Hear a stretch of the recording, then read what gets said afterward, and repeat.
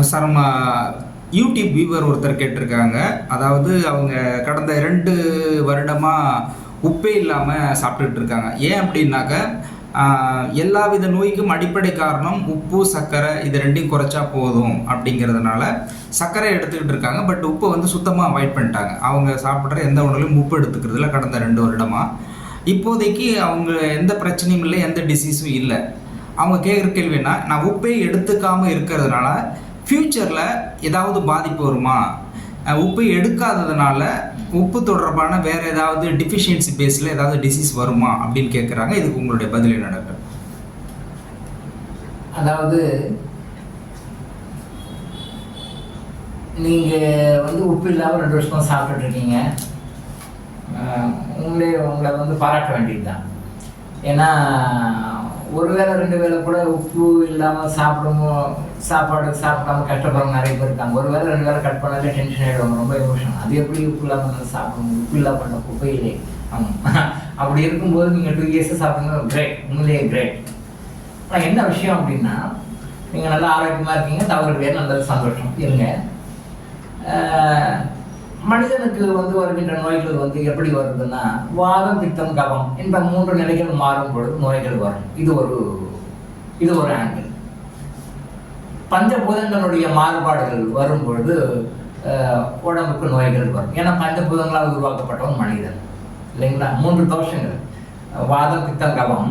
இந்த 3 தோஷங்கள் வந்து மிகினும் குறையும். ஏன்னா பேலன்ஸாக இருக்கும். 1:2:3 1:2:3 ரேஷியோவில் இருக்கணும். இந்த 3 ரேஷியோவுக்கு மாறும் பொழுது அது நோய்களாக மாறும். இது ஒரு ஆங்கிள். இது ஒரு பார்வையிலிருந்து நான் பார்க்கணும் ஆரோக்கியத்தை. இன்னொரு ஆங்கிளில் பார்க்கணும், பஞ்சபூதங்களால் உருவாக்கப்பட்டவன் மனிதன். இந்த பஞ்சபூதங்களுடைய செயல்களை மாறுபாடு வருது, அந்த ஃபங்க்ஷனில் மாறுபடுது. பஞ்சபூதங்களும் பேலன்ஸ்டாக நம்ம பாடிங்க. இதில் எந்த ஒரு பூதம் அதிகமானாலும் குறைஞ்சாலும் அது கொலாப்ஸ் ஆகும். அப்போ அது நோய்களாக வரும். அதுக்கு நிறைய நோய், மொத்தம் 4448 வியாதிகள் மனிதனுக்கு வருகின்ற வியாதிகள் மொத்தம் 4448 தான். அதுக்கு மிச்சமும் கிடையாது, அது கம்மியும் கிடையாது. இந்த பிரபஞ்சம் அடைகிறது அவ்வளோதான். அதுக்கு மிச்சம்லாம் கிடையாது. புது நோய்கள் நாம இப்போ புது நோய்கள் வந்துட்டு பேர் வைக்கிறோம்னா, ஏற்கனவே சித்தர்கள் சொன்ன வியாதிகள், சொன்ன சிம்டம்ஸ் தான். ஆனால் ஆங்கில மொத்தம் அது புது பேர் வைக்கிறது, அவ்வளோதான். அப்போ என்ன சொல்லு, புதுசாக வந்திருக்கு இந்த நோய் புதுசாக வந்திருக்கு, இதுக்கு ஒரு பேர் வைக்கிறோம். அப்படி இல்லை. எந்த நோயெல்லாம் நம்ம தடுப்பூசி மருந்து கொடுத்து அந்த நோயை தடுக்கிறோமோ அது வேற நோயாக வருகிறது, அவ்வளோதான். ஒரு நோய்க்கு நீங்கள் தடுப்பூசி கொடுக்குறீங்க, அந்த தடுப்பூசி கொடுத்து அதை தடுத்துடுறீங்க, அது என்ன பண்ணும், அது வேற ஒரு நோயாக உங்களுக்கு வருது. அப்போ அதுக்கு வேற ஒரு பேர் வைக்கிறது. உடனே அதுக்கு ஒரு தடுப்பூசி கண்டுபிடிச்சி அதை தடுத்துடுறோம். உடனே என்ன பண்ணுறது, அது நம்மளோட கெட்டிக்காரது, அது இன்னொரு நோயாக பரவுது. அப்போ அது புது நோயாக வருகிறது. நாம் புது பேராக வச்சுருக்கோம். நம்பர் ஆஃப் டிசீஸ் நிறைய நாம் நினைச்சிட்டு இருக்கோம். ஆங்கில மருத்துவம் அப்படி ஒரு பேர் வைக்கின்ற ஒரு டெக்னாலஜியை ஃபாலோ பண்ணும். மொத்தமே மனுஷனுக்கு 4448 வியாதி தான். இதை தவிர ஒரு நோய் எக்ஸ்ட்ரா வரவே வராது. இதை விட கம்மியாகவும் இருக்காது. இது கரெக்ட். இதுக்கு எல்லாத்துக்குமே என்ன சிஸ்டம், என்ன பண்ணணும், என்ன செய்யணும், என்ன செய்யக்கூடாது, என்ன பண்ணால் நோய் போகும், என்ன பண்ணால் நோய் போகாதுன்னு தெளிவாக எதிர்த்து போயிட்டு இருக்காங்க. தெளிவாக சொல்லிட்டு போயிருக்காங்க. நாம் எடுத்துக்க வேண்டிய வேலை தான் நம்ம வேண்டிய நாம் அதில் வந்து ஆராய்ச்சி பண்ணுறதுக்கு வேண்டியது கிடையாது.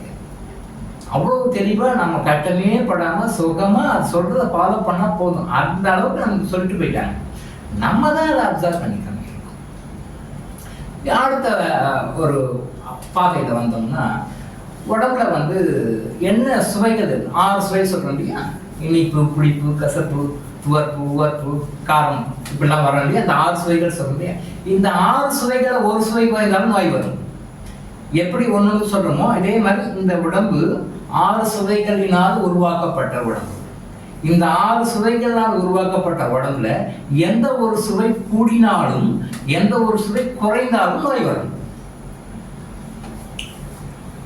புரிஞ்சுன்னு நினைக்கிறேன். இந்த 6 சுவைகள்ல எந்த ஒரு சுவை குறைந்தாலும் எந்த ஒரு சுவை கூடினாலும் நோய் வரும். அப்போ எல்லா சுவைகளும் பேலன்ஸ்டாக வச்சுக்கணும். உலகத்துக்கே உணவு முறை மூலம், உணவை உண்பதன் மூலம் நோயை குணப்படுத்திக் கொள்ள முடியும். உணவே மருந்து, மருந்தே உணவுன்னு சொல்லி சொன்ன ஒரே கான்செப்ட் தமிழ்நாட்டில் இருந்த சித்தர்கள் மட்டும்தான். சித்தர்கள் மட்டும்தான் இந்த உண்மையை உலகத்துக்கு சொன்னவங்க. உணவே மருந்து, மருந்தே உணவு. நீ எதை உணவாக உண்கின்றாயோ அதுவே உனக்கு மருந்தாக இருக்க வேண்டும். நீ எதை மருந்து என்று நினைக்கிறாயோ அதுவே உனக்கு உணவாக இருக்க வேண்டும். இதைத்தான் சொன்னாங்க. சாப்பிடும் பொழுது முதல்ல இனிப்புல ஆரம்பிக்கணும், கசப்புல முடிக்கணும். எப்பயுமே நீங்க எந்த வேலை எப்ப சாப்பிட்டாலுமே இனிப்புல ஆரம்பிக்கணும், கசப்புல முடிக்கணும். ஆனா இன்னைக்கு அப்படி சாப்பிடுறோமா? கிடையாது. இனிப்புல ஆரம்பிக்கிறது கிடையாது, கசப்புல முடிக்கிறதும் கிடையாது. தவறான உணவுகளால் நமக்கு நோய்கள் வருகின்றன. இப்ப நீங்க உப்பு சாப்பிடுறது நான் கண்டினியூ பண்ணலாமா? தவறே கிடையாது. உங்களுக்கு உடம்பு நல்லா இருக்கிற வரைக்கும். ஒரு குறிப்பிட்ட ஸ்டேஜில் உப்பு சாப்பிடாதனால உங்களுக்கு சில சிம்டம்ஸ் வந்து உங்களுக்கு வரும், சில பிரச்சனைகள் வரும். அப்போ வரும்பொழுது நீங்க உப்பு சத்துட்டா போதும். ஸோ அரகண்டா நான் உப்பே சாப்பிட மாட்டேன், உப்பு டோன்ட் கேர் அப்படி சொல்லாதீங்க. ஏன்னா உப்பு சுவை கண்டிப்பா வேணும், உடம்புக்கு வேணும். 6 சுவைகளுமே வேணும். இன்னைக்கு நாம எல்லா சுவைகளுக்கும் முன்ன பின்ன சாப்பிட்றோம். இனிப்புக்கு ரொம்ப ப்ரிஃபரன்ஸ் கொடுக்கணும், ஃபர்ஸ்ட் ப்ரிஃபரன்ஸ். கசப்பை கண்டுக்கிறதே கிடையாது. அப்ப இன்னைக்கு இருக்கிற நிறைய நோய்களுக்கான கசப்பு சுவை பற்றாக்குறையே. கசப்பு சுவை பற்றாக்குறையினால் தான் நிறைய நோய்கள் இருக்கு. இந்த கசப்பு சுவையை உடம்புல டெய்லி சாப்பாட்டை சேர்த்துக்க ஆரம்பிச்சாலே எனக்கு தெரிஞ்சு என்னுடைய அனுபவத்துல பாதி வியாதிகள் வராது. என்னுடைய அனுபவத்துல எனக்கு தெரிஞ்சு இந்த கசப்பு சுவையை சாதாரண சாப்பாட்டை சேர்த்துக்கிட்டாலே பாதி வியாதிகள் வராது. மிச்சம் பாதி மற்ற சுவை வச்சு டோட்டலா கசப்பு டோட்டலா அவாய்ட் பண்ண சேர்க்கிறதே கிடையாது. அதுக்கு ஆப்போசிட் இனிப்பு. இனிப்பு பொருள்லாம் கட்டலாம். நம்ம என்ன உறவு சாப்பிட்டாலும் என்ன சாப்பிட்டாலும் அது இனிப்பு தான். நிறைய இனிப்பு தான். ஸ்டார்ச்சு கார்போஹைட்ரேட்லாம் இனிப்பு தான். ஸோ அதனால இனிப்புல ஆரம்பிச்சு கசப்புல முடிகிற மாதிரி உங்க உணவு பழக்கத்தை மாற்றிக்கணும். அது அருமையான நன்மைகளை கொடுக்கும். உப்பு சாப்பிடும்போது கண்டினியூ பண்ணுங்க. அதை அப்படியே கண்டினியூ பண்ணுங்க. எப்பயாவது வந்து உங்களுக்கு உப்பு சுவை உங்க பாடி உடம்புல எல்லா சுவைகளும் பேலன்ஸ்டா இருக்கும். உங்க பாடியோட ஸ்டோரேஜ்ல எல்லா சுவையும் இருக்கும். அந்த சுவை நம்ம ஸ்டோரேஜ்ல இருக்கிற வரைக்கும் நமக்கு ஓகே. அப்போ எப்போ உப்பு சுவை பற்றாக்குறையா வருதோ அப்போ உப்பு குறைபாடு சம்பந்தப்பட்ட சில நோய்கள் உங்களுக்கு வரலாம். அப்போ வரும் பொழுது அப்போ வந்து நான் உப்பு சாப்பிட மாட்டேன் அப்படின்னு சொல்லிட்டு சாப்பிடாது. அந்த டைம்ல நீங்க உப்பு சேர்த்துக்கணும். அந்த உப்பு முறையாக சேர்த்துக்கிட்டீங்கன்னா உங்களுக்கு அந்த நோய் பிரச்சனைகள்லாம் வராது. அதனால இதை அப்படியே மெயின்டைன் பண்ணுங்க. உப்பு தேவைன்ற பட்சத்தில் தேவைப்படுகின்ற போது உங்களுக்கு ஏதாவது சிம்டமாக தேவையாக நோயாக உங்களுக்கு காட்டும். அந்த டைம் நீங்கள் உப்பு எடுத்துக்கிட்டீங்கன்னா சரியாக இருக்கும். உப்பை எப்பொழுதுமே கடையில் வாங்குற சால்ட்டு மாதிரி கடையில் வாங்குற பவுடர்ஸ் மாதிரி வாங்கி யூஸ் பண்ண வேண்டாம். எப்பயுமே உப்பு யூஸ் பண்ணலாம். கல் உப்பு வாங்குங்க, வானலியில் அதை நல்லா போட்டு ஃப்ரை பண்ணுங்க. எப்பயுமே உப்பை வந்து வானலியில் போட்டு நல்லா ஃப்ரை பண்ணுங்க. நல்லா ஃப்ரை பண்ணும்போது அது இருக்கிற சில நெகட்டிவ்லாம் வெளில போயிடும். அது நெகட்டிவ்லாம் வெளில போயிடும்.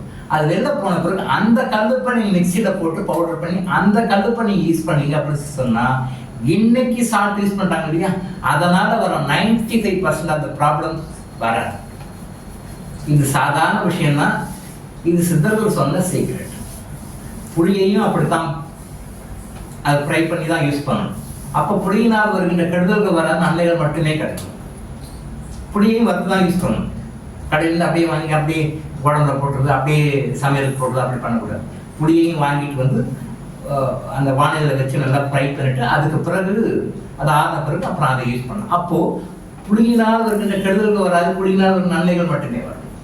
அதே மாதிரி உப்பும் பவுடர் சாப்பிட்டோம்னா கெமிக்கல்ஸ் தான். கெமிக்கல்ஸ் பிளட்டட் தான். அது இப்போ அயோடின் கலந்து கொடுக்குறாங்க. கவர்மெண்ட் சொல்றது அயோடின் வேணும் அப்படின்னு சொல்லிட்டு எப்போ அயோடின் கலந்து சாப்பிட்டு உள்ள வந்து மக்கள் கன்சியூம் பண்ண ஆரம்பிச்சாங்க. அது பிறகு தைராய்டு ப்ராப்ளம் ரொம்ப ஜாஸ்தி ஆகிடுச்சு. மக்களுக்கு தெரியல, மக்களுக்கு புரியல. That's why the peoples are mostly suffering. அதுவும் முக்கியமாக லேடிஸ் ரொம்ப சஃபர் ஆகிட்டு இருக்காங்க. என்ன பண்ணுறது? அரசாங்கத்துக்கு தெரியல, அரசாங்கம் சொல்ல வேண்டியவங்க சொல்லல, அப்படியே சொன்னாலும் அரசாங்கம் ஏற்றுக்கல. தவறான ரூட்டில் போயிட்டு இருக்காங்க. நாம் ஒன்றும் சொல்றது இல்லை. ஓகே, சரியான நீங்கள் என்ன பண்ணுங்க, உப்பை வந்து வானிலையில் நல்லா வறுத்துக்கோங்க. வறுத்து அதை பொடி பண்ணி அந்த சால்ட்டை யூஸ் பண்ணுங்க.